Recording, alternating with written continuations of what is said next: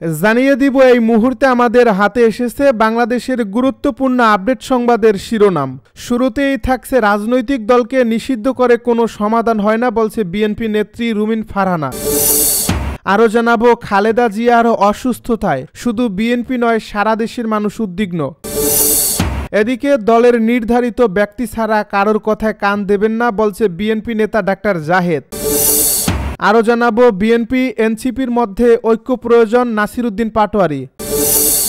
সব শেষে জানিয়ে দিব দেশে তারেক রহমানের নিরাপত্তা নিয়ে কোনো শঙ্কা নেই জানালো স্বরাষ্ট্র উপদেষ্টা। এতক্ষণ শুনছিলেন হাতে থাকা আপডেট সংবাদের শিরোনাম, এবারে বিস্তারিত। তবে তার আগে অনুরোধ রইল ভিডিওটিতে একটি লাইক এবং কমেন্ট করে জানিয়ে দিন ভিডিও সম্পর্কে আপনার মূল্যবান মতামত। আরও জানিয়ে দিন ভিডিওটি কোথা থেকে দেখছেন বা কোন জেলা থেকে দেখছেন। রাজনৈতিক দলকে নিষিদ্ধ করে কোনো সমাধান হয় না বলছে বিএনপি নেত্রী রুমিন ফারহানা। রাজনৈতিক দলকে নিষিদ্ধ করা কোনো কার্যকর সমাধান নয় বলে মন্তব্য করেছেন বিএনপির সহ আন্তর্জাতিক বিষয়ক সম্পাদক রুমিন ফারহানা। তিনি বলেন, রাজনৈতিক দলকে কাগজে কলমে নিষিদ্ধ করে কোনো লাভ হবে না এবং এটিতে কোনো সমাধান হয় না। সম্প্রতি এক বেসরকারি টেলিভিশনের টকশোতে এসব কথা বলেন তিনি বলেন, পলিটিক্যাল পার্টিকে কাগজে কলমে নিষিদ্ধ করে কোনো লাভ হবে না। জামায়াতকে শেখ হাসিনা লাস্ট মোমেন্টে নিষিদ্ধ করেছিল। এর আগেও জামায়াত শিবিরের নিবন্ধন বাতিল করেছিল। সকলভাবে চেষ্টা করা হয়েছে দলটিকে কোন ঠাসা করে একেবারে শেষ করে দেওয়ার, কিন্তু সেটি পারেনি। নিষিদ্ধ করে আসলে কোনো সমাধান হয় না। মুসলিম লীগের উদাহরণ তুলে রুমিন ফারহানা বলেন, মুসলিম লীগ বাংলাদেশের এখনো রাজনীতি করে। এই দলের কর্মী আছেন কতজন, নেতা সমর্থক কতজন, ভোটার কতজন, এটা কেউ ম্যাগনিফাইং গ্লাস দিয়েও খুঁজে বের করতে পারবে না। তিনি বলেন, যে দলটি গত বছর জুলাই আগস্টে নিষিদ্ধ হয়েছে বা যে দলটির কার্যক্রম গত 15 বছর ধরে নিষিদ্ধ ছিল, তারা কিন্তু প্রবল প্রতাপে রাজনীতির মাঠে কাজ করে বেড়াচ্ছে। কাগজে কলমে নিষিদ্ধ করে কোনো লাভ হবে না যদি না মানুষের মন থেকে তাদের সরানো যায়। রুমিন ফারহানা বলেন, একটি নতুন জোটের কথা শোনা যাচ্ছে যেখানে 16টি রাজনৈতিক দল আছে। এই জোটের মধ্যে দিয়ে আওয়ামী লীগের যারা সরাসরি কোনো বড় পদে ছিলেন না, যারা মন্ত্রী এমপি হননি, যাদের উপর 24-এর গণ অভ্যুত্থানের দায় নেই, কিন্তু তারা আওয়ামী লীগের ব্যাপারে সফট কর্নার ধারণ করে, এরকম মানুষ এই জোটের মাধ্যমে আসতে পারে। বিএনপির এই নেত্রী বলেন, নির্বাচন বানচাল করার ব্যাপারে আওয়ামী লীগের একটি পরিকল্পনা আছে, এটা আমি বলছি না। এটা স্বয়ং শেখ হাসিনার ছেলে সজীব ওয়াজেদ জয় যে ইন্টারভিউ দিয়েছেন সেখানে তিনি পরিষ্কার বলছেন, এই নির্বাচনকে আমরা বানচাল করতে চাই যদি সেটা আওয়ামী লীগকে ছাড়া হয়। তিনি আরও বলেন, কিছুদিন আগে একটি জরিপের উপর ডেভিড বার্গম্যানের একটা লেখা ছাপা হয়েছে। 2500 জনের মতো তরুণীর উপরে এই জরিপটি করা হয়েছে, যাদের বয়স 18 থেকে 35-এর মধ্যে। সারা বাংলাদেশে এই জরিপটি হয়েছে। সেখানে বলা হয়েছে তরুণদের মধ্যে 20% বিএনপিকে ভোট দেবে, 17% জামায়াতকে আর 9 বা 10% আওয়ামী লীগকে ভোট দেবে। আর কোনো দলের প্রতি সমর্থন অনিশ্চিত, এমন ভোটার সংখ্যা সবচেয়ে বেশি। খালেদা জিয়ার অসুস্থতায় শুধু বিএনপি নয় সারা দেশের মানুষ উদ্বিগ্ন। বিএনপি চেয়ারপারসন বেগম খালেদা জিয়ার অসুস্থতায় শুধু বিএনপি নয় সারা দেশের মানুষ উদ্বিগ্ন বলে মন্তব্য করেছেন বিএনপির সিনিয়র যুগ্ম মহাসচিব রুহুল কবির রিজভী। তিনি বলেছেন, শুধু বিএনপি ও তার অঙ্গ সংগঠন নয় সারা দেশের সাধারণ মানুষ গভীর মনোবেদনা নিয়ে বেগম জিয়ার সুস্থতার জন্য দোয়া করছেন। মঙ্গলবার সকালে রাজধানীর শ্যামলীতে নিজ বাসভবনে পবিত্র কোরআন খতম ও সৎকায়ে জারিয়া হিসেবে ছাগল জবাই অনুষ্ঠান তত্ত্বাবধায়নকালে এ মন্তব্য করেন তিনি। এ সময় বেগম খালেদা জিয়ার জন্য সবাইকে যার যার নিজ অবস্থান থেকে দোয়া করার আহ্বান জানান তিনি। বহু ষড়যন্ত্র করে বেগম খালেদা জিয়াকে দেশ থেকে সরিয়ে দেওয়ার চেষ্টা করা হয়েছে দাবি করে দলের এই শীর্ষ নেতা আরও বলেন, দৃঢ় মনোবল ও সাহস নিয়ে সব সময় মানুষের পাশে ছিলেন বেগম জিয়া। দেশের গণতন্ত্র ও মানবাধিকার প্রতিষ্ঠায় বেগম জিয়া যে আপোষহীন ভূমিকা রেখেছেন তা বৃথা যাবে না বলেও মন্তব্য করেন তিনি।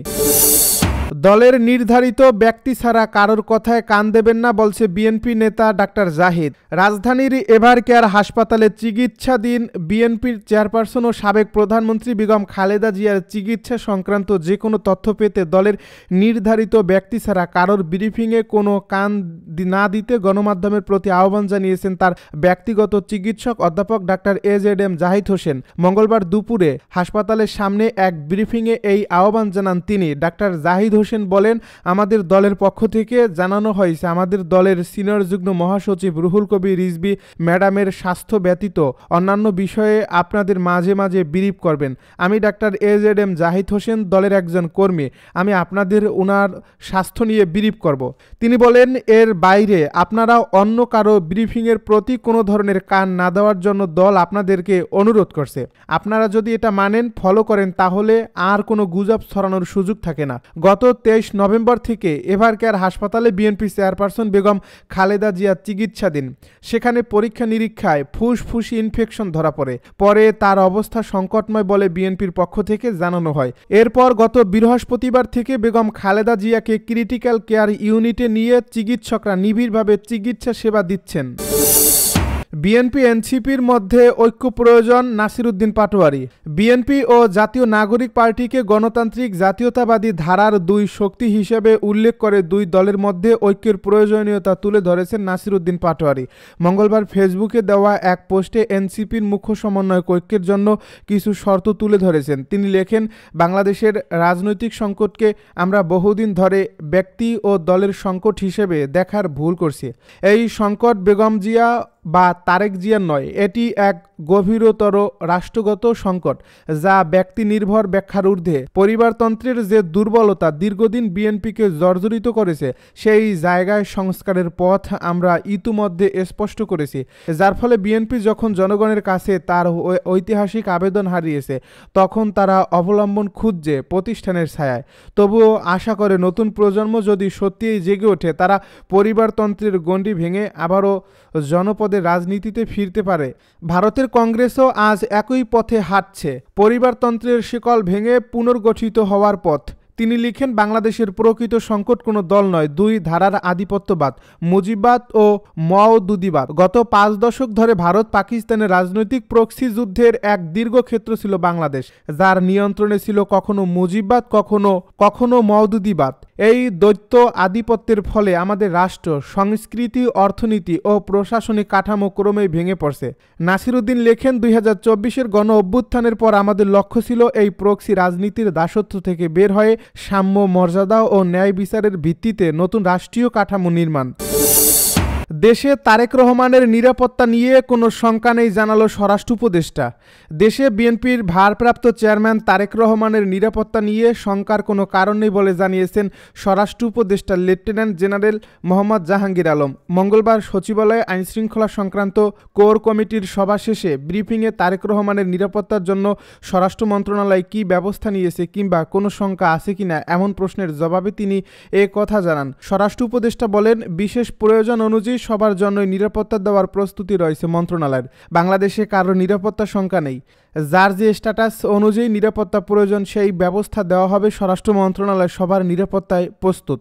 বিডিআর হত্যাকাণ্ড তদন্ত রিপোর্ট প্রসঙ্গে উপদেষ্টা বলেন, এটি একটি বৃহৎ ও গুরুত্বপূর্ণ রিপোর্ট। অনেক গুরুত্বপূর্ণ সুপারিশ রয়েছে এতে, যা বাস্তবায়নে সরকার উদ্যোগ নেবে। আসন্ন নির্বাচনকে কেন্দ্র করে ঝুঁকিপূর্ণ কেন্দ্রগুলোর তালিকা চূড়ান্ত করা হয়েছে বলেও জানান তিনি। প্রয়োজন অনুযায়ী বডি ক্যামেরা কেনা হবে এবং নির্বাচনকালীন সীমান্ত দিয়ে অনুপ্রবেশ ঠেকাতে কড়া নজরদারি করা হবে। ফোনে আড়িপাতা প্রসঙ্গে তিনি বলেন, যে সংস্থা অথরাইজড শুধু তারাই আড়ি পাততে পারবে, অনুমোদন ছাড়া অন্য কেউ তা করতে পারবে না। এসপি পদায়ন নিয়ে কোনো অভিযোগ পাওয়া যায়নি বলেও মন্তব্য করেন তিনি।